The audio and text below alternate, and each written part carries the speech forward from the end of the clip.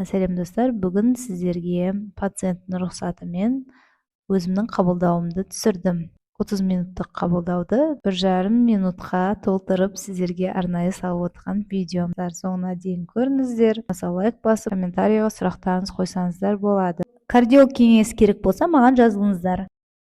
73 жастағы науқас атамыз 1 жыл бұрын инсульт алған, қосымша ауруларын қант диабеті, артериялық гипертензия 3-ші дәрежесі, жүректің ишемиялық ауруымен диспансерлік учетта тұрады.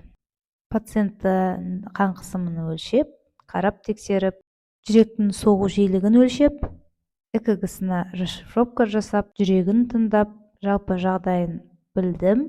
Осы жағдайына қарай дәрі-дәрмектер тағайындадым. Бұл кісінің холестерині жоғары болғандықтан холестерин түсіретін дәрілер, қаны қоюлығы бар болғанын байқап, қан сұйылтатын препараттар, сонымен қатар күш қуатын арттыратын жүрекке кардиопротекторлы препараттар жаздым.